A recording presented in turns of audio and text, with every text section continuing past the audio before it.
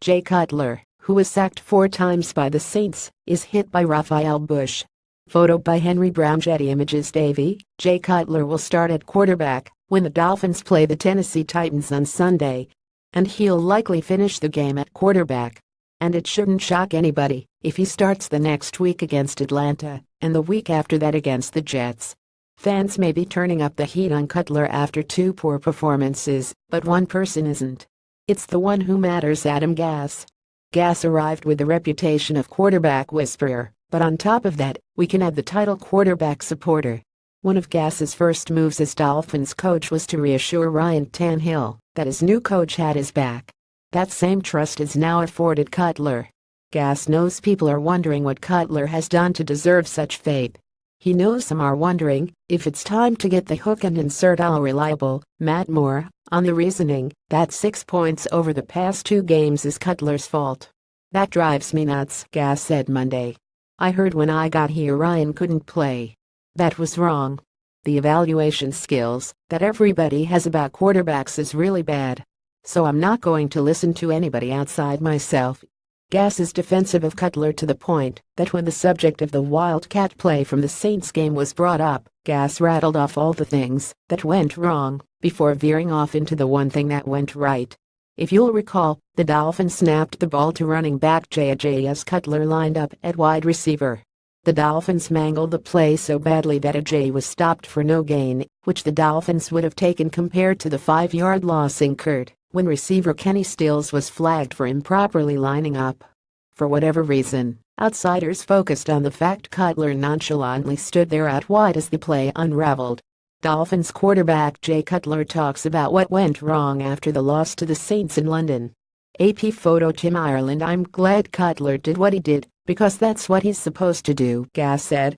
No, Cutler wasn't supposed to wipe out a linebacker to clear a path for Ajay. Unfortunately, nobody knows that, so Gase's voice tailed off in a what's the use fashion.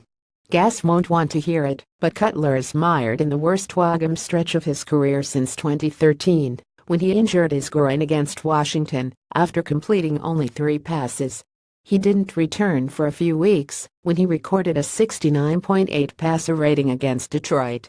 The hope in Miami was that surrounded by the skill players he has, Cutler would consistently come up with games the level of the opener against the Chargers, when he completed 72.7% of his passes and had a 101.8 rating.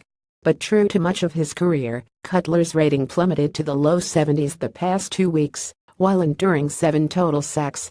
No combination of Gase whispering in his ear or having standout receivers in Stills, Jarvis Landry and Devontae Parker, or having a top running back in Ajay has been enough to duplicate Cutler's Caribous 2015 season when he and Gase were together in Chicago.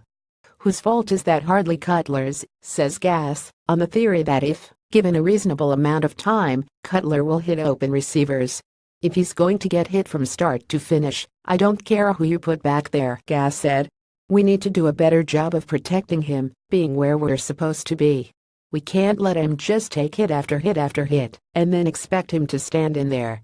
It's not going to happen." You'd have to go back to one of the final times Gase was calling the shots for Cutler in Chicago, to December 27, 2015, for the last time Cutler started a game and produced more than 20 points. The Bears beat Tampa Bay 26-21 that day. Here's an alarming stat since then: Cutler has started 9 games and managed an average of 13.2 points. You know what sounds worse than 13-2, which is the number of games the Dolphins would have won last season by scoring 13 points. Maybe those streaks and trends we'll see Sunday against the Titans. Maybe they won't. Just don't hold your breath if you expect Gase to ignite a quarterback controversy. Kenny Stills, on Vegas tragedy. Enough talk.